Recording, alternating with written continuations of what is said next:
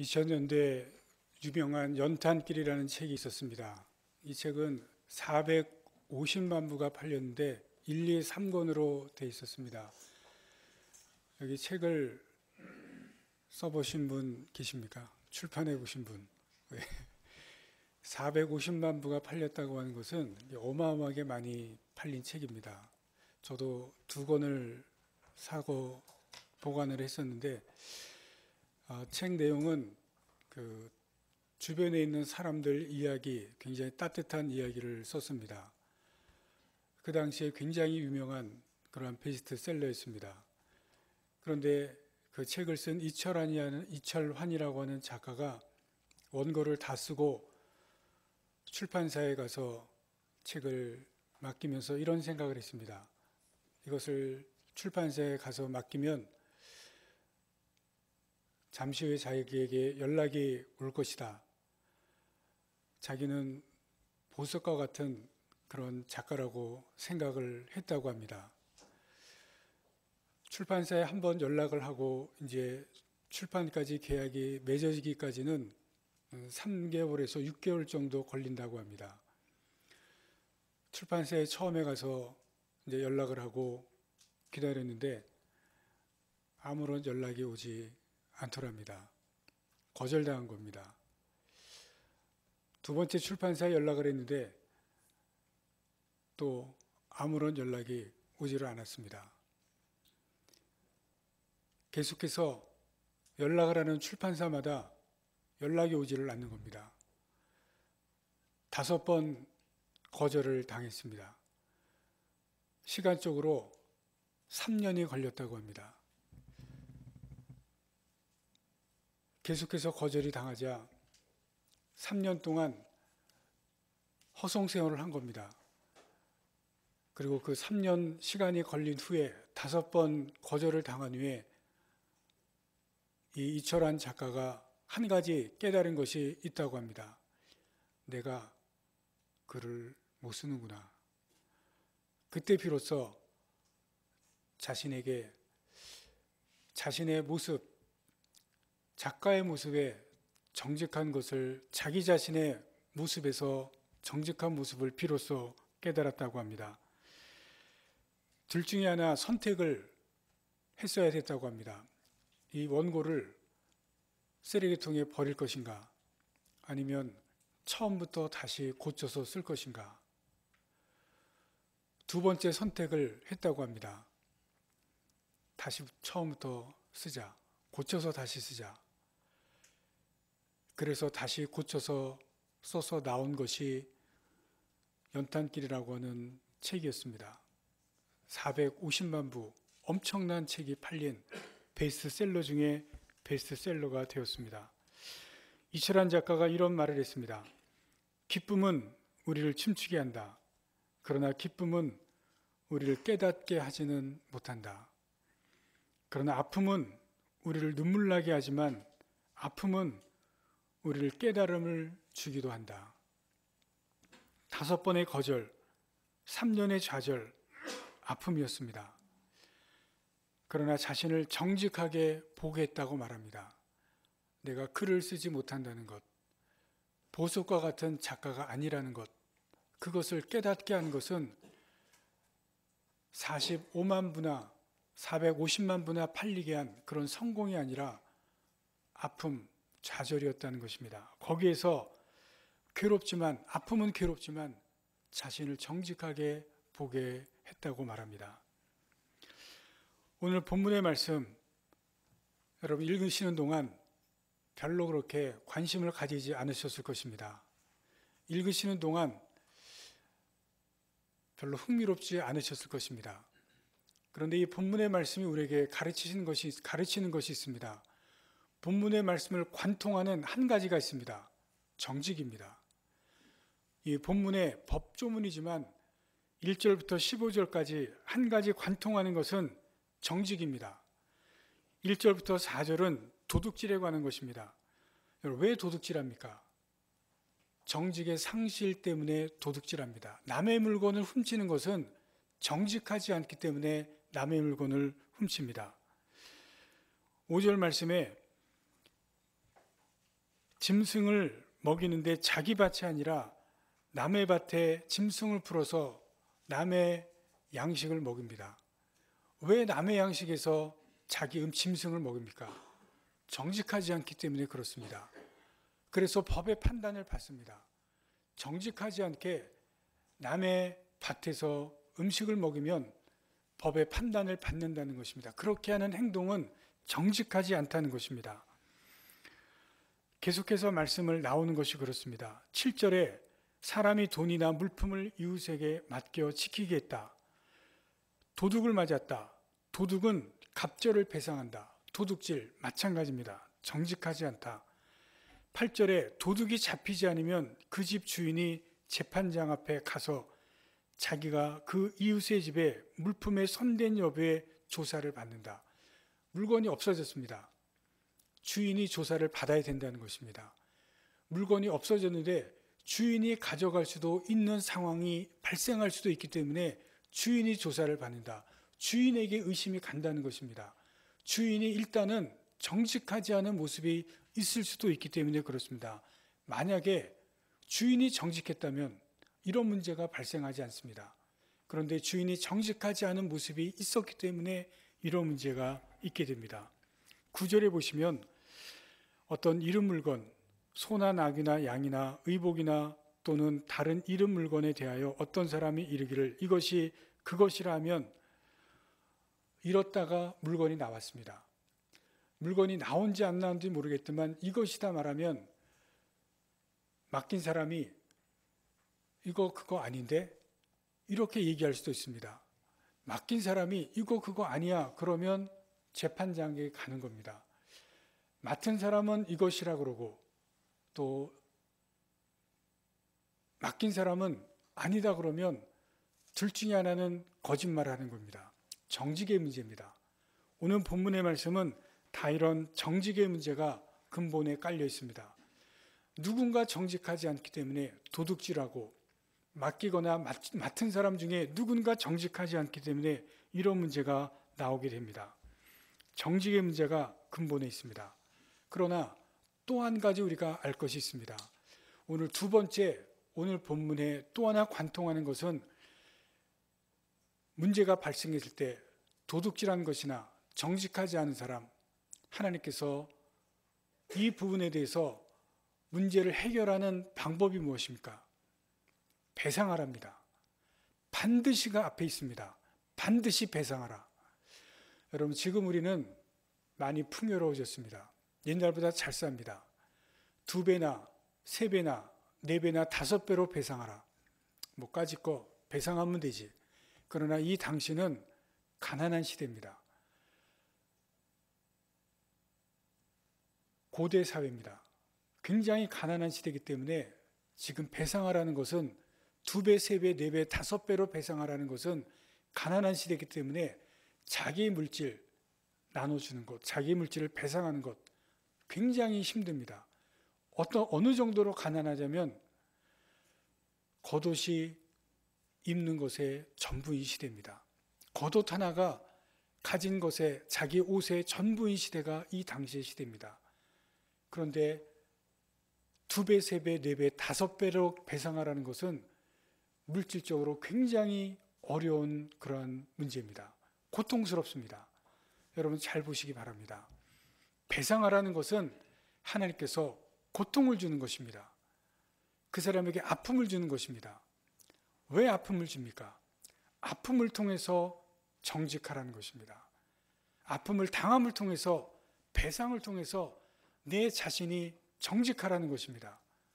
다른 사람에게 아픔을 주었기 때문에 내가 아픔을 당하고 내가 배상을 통해서 내 자신이 아픔을 통해서 내가 정직하라는 것입니다.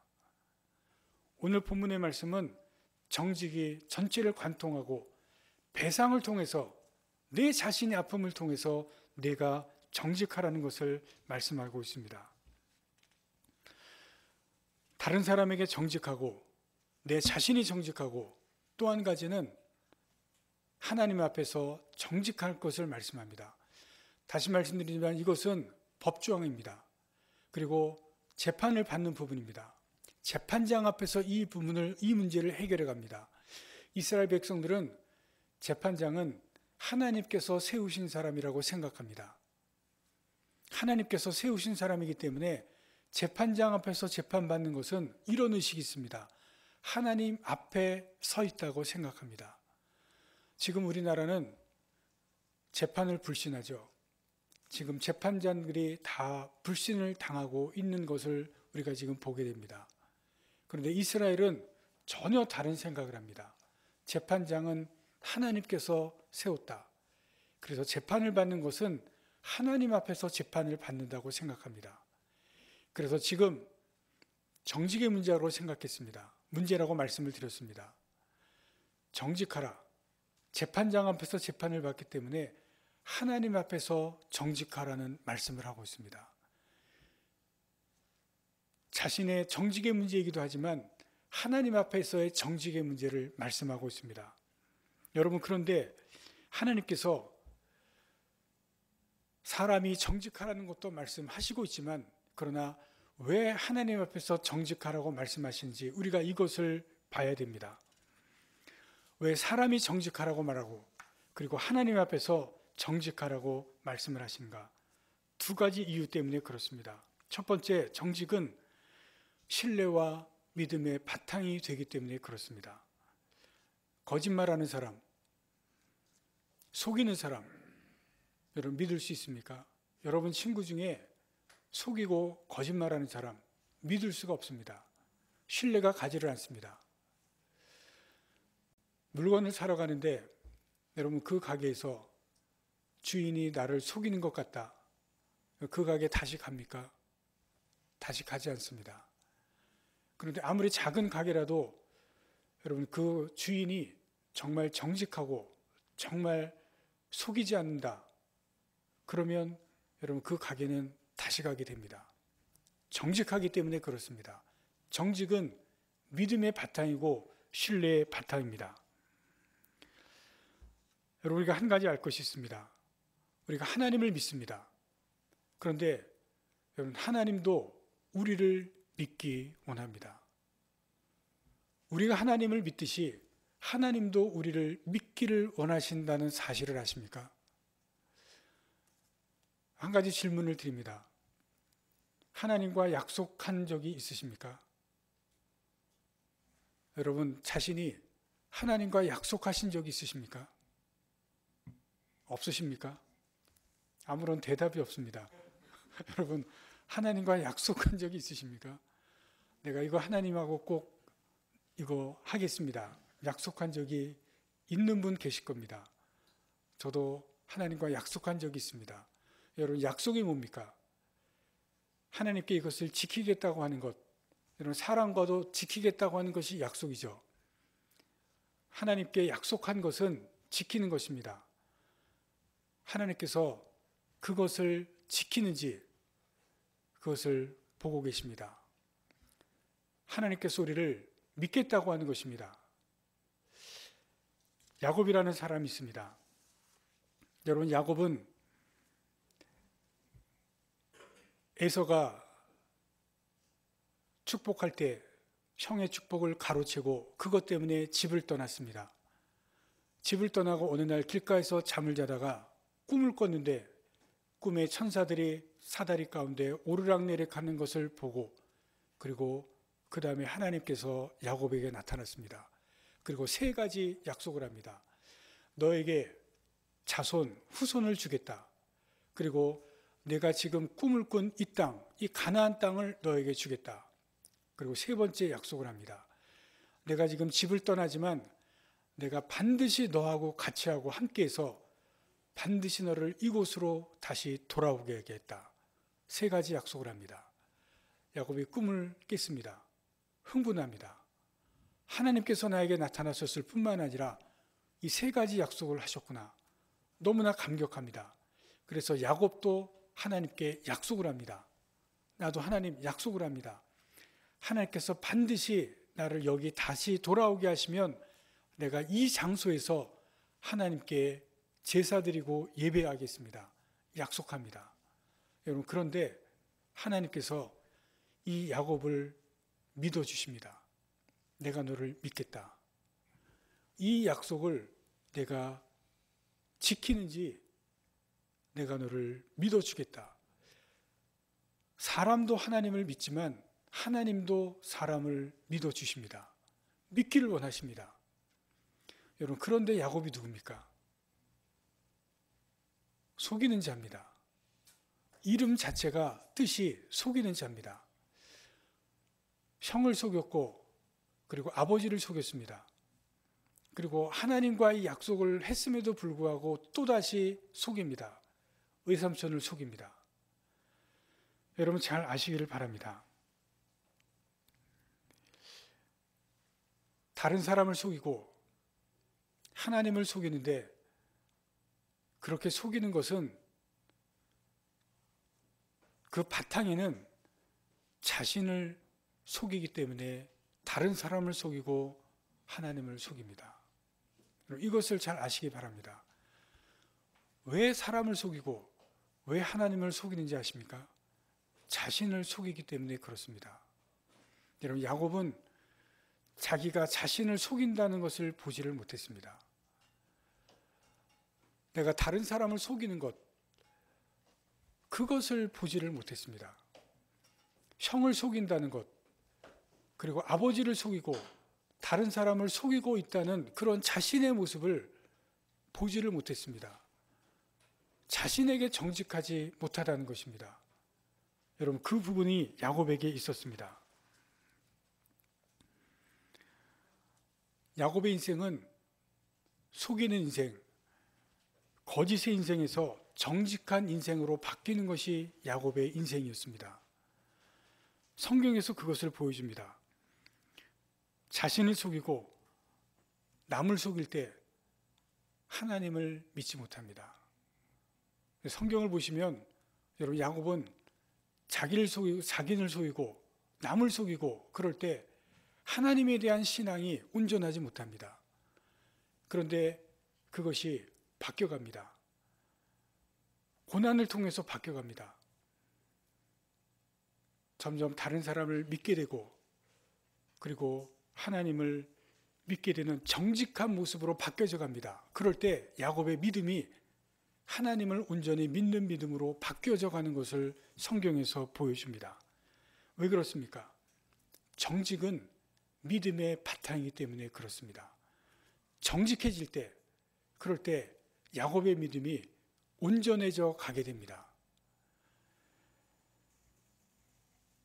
그리고 하나님께서 야곱을 믿어주게 됩니다. 야곱이 꿈에서 하나님을 만난 그곳에 가려고 하지 않습니다. 계속해서 속이는 인생을 살았기 때문에 하나님을 믿지 않고 믿음이 없어지고 그 약속도 지키지 않습니다. 그러나 정직한 사람이 되었을 때 야곱이 하나님에 대한 약속을 지킵니다. 그곳이 베델입니다. 네, 그곳에 다시 와서 하나님과 한 약속, 제사를 드리고 예배를 드립니다. 약속을 지킵니다. 여러분 잘 보시기 바랍니다. 하나님께서 야곱을 몰랐겠습니까? 야곱이 속이는 사람, 약속을 지키지 않는 사람, 하나님을 믿지 않는 사람 몰랐겠습니까? 다 알았습니다. 그런데 하나님께서 야곱을 믿어주기로 했습니다. 여러분, 우리가 누굽니까? 야곱과 같은 그런 모습이 우리에게도 있습니다. 그런데 하나님께 우리가 약속한 것이 있습니다. 여러분 지킵니까? 저도 못 지킬 때가 많이 있습니다. 그런데 하나님은 믿어주시기로 하십니다. 야곱과 같은 우리를 믿어주시기로 하십니다. 부족하고 연약하지만 우리가 잘 못 지키는데 믿어주시기로 하신 분이 하나님입니다. 기다린다는 것입니다. 여러분 그것을 아시길 바랍니다. 우리에게 정직하지 못한 모습이 있습니다. 그런데 하나님은 기다리십니다. 야곱과 같이 기다리십니다. 실패하지만 잘못하지만 기다리십니다. 야곱이 바뀌는 것처럼 기다립니다. 하나님께서 우리가 정직하기 위해서 기다리십니다. 야곱이 바뀌는 것처럼 우리도 바뀌기를 기다립니다. 정직할 때 하나님을 온전히 믿는 사람이 됩니다. 그래서 여러분 정직한 것이 중요합니다. 사람들 앞에서 정직하는 것도 중요하지만 하나님 앞에서 정직한 것이 그래서 중요합니다. 그래서 하나님께서 정직을 우리에게 요구하신 것을 여러분들 아시길 바랍니다. 두 번째입니다.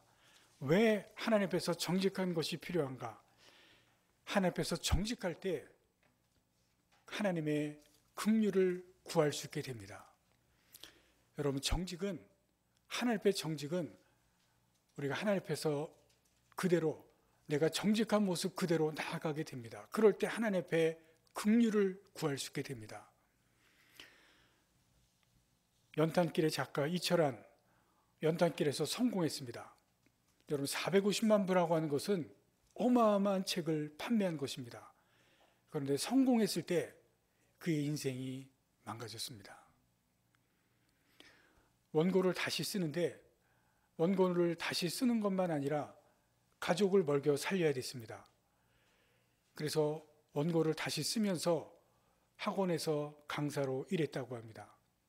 학원에서 강사로 일을 끝내고 집에 돌아오면 밤 11시, 12시입니다.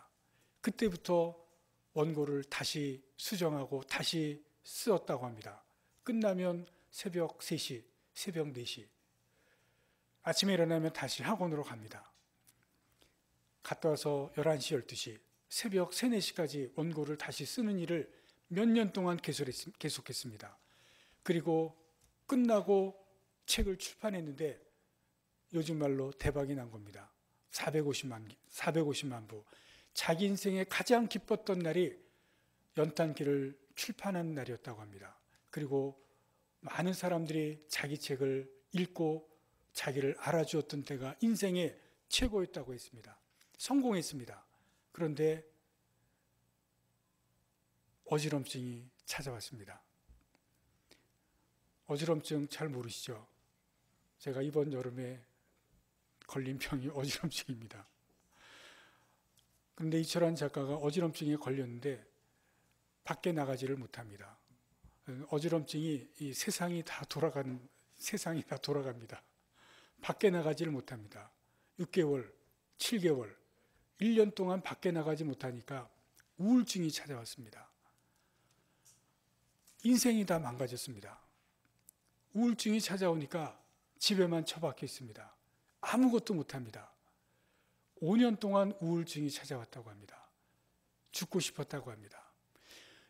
연탄길 때문에 이제는 내가 인생에서 성공하고 작가로서 성공하고 450만 부로 베스트 작가 중에 베스트 작가입니다. 성공했다고 생각했는데 우울증 때문에 삶이 다 망가지고 피폐해졌습니다. 그래서 연탄길로 성공한 것을 저주했다고 합니다.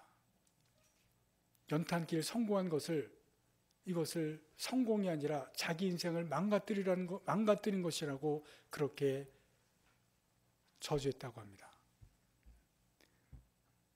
우울증이 찾아오고 아무것도 할 수 없으니까 어지럼증에 13년 동안 고생했다고 합니다. 인생이 다 망가졌습니다. 아픔입니다. 그런데 그 아픔이 아픔으로만 끝난 것이 아닙니다. 그 아픔을 통해서 자신의 정직한 것을 보았습니다. 자신의 정직한 모습을 보았습니다. 하나님을 믿게 되었습니다. 자신에게 정직하게 되었고 정직한 모습으로 하나님 앞에 나아갔습니다. 내가 우울증에 걸렸구나. 내가 어지럽구나. 내가 병에 걸렸구나. 하나님 앞에 긍휼을 호소했습니다. 긍휼을 호소했습니다. 하나님, 나를 긍휼히 여겨 주시옵소서. 여러분, 정직함은 하나님 앞에 긍휼을 호소할 수가 있습니다.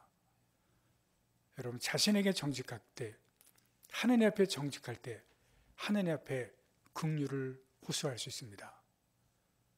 그래서 여러분, 하나님 앞에 정직해야 되고 자신에게 정직해야 됩니다. 그것이 하나님 앞에 긍휼을 호소할 수 있기 때문에 그렇습니다. 그래서 정직해야 됩니다. 나를 정직하게 볼 때, 내가 하나님 앞에 정직할 때 하나님 앞에 긍휼을 호소할 수 있습니다. 여러분, 긍휼할 때 하나님 앞에 긍휼을 호소할 때 하나님의 은혜가 임합니다. 여러분, 긍휼한 자 앞에, 긍휼을 호소하는 자 앞에 하나님께서 긍휼을 베푸십니다. 하나님의 은혜를 베푸십니다. 오늘의 본문은 정직하랍니다. 정직이 관통합니다. 아픔을 통해서 하나님께서 정직하라고 말씀합니다. 여러분, 자신에게 정직하고 하나님 앞에 정직하시기 바랍니다. 여러분, 그럴 때 하나님께서 우리에게 긍휼을 호소하게 하시고 은혜를 베푸십니다. 세상은, 우리 사회는 점점 정직으로부터 멀어집니다. 얼마나 부정직한 사회입니까? 여러분, 이러한 사회에서 하나님 앞에서 하나님께서 정직하라고 말씀합니다. 누구보다도 자신에게 정직하고 하나님 앞에 정직하라고 말씀합니다. 여러분, 오늘 우리가 성찬식을 거행합니다. 성찬식이 무엇입니까? 십자가 앞에 서는 겁니다. 십자가는 거울입니다. 십자가의 거울 앞에 내 자신을 보는 겁니다. 나의 모습이 어떠한 모습인지 십자가 앞에서 보는 겁니다. 내가 어떠한 모습인지, 내가 어떻게 살아왔는지, 내가 무엇이 묻어있는지 십자가 앞에서 내 자신을 적나라하게 보는 것입니다. 십자가는 용광로입니다. 내가 묻어있는 모든 것, 그 앞에서 다 녹여지고 없애는 것이 십자가입니다. 오늘 성찬식을 베풀 때 십자가 앞에서 내 자신을 보고 그 앞에서 그 용광로 앞에 내 모든 것을 다 녹여내시고 없애시는 그러한 귀한 시간이 되시기를 간절히 바랍니다. 기도하시겠습니다.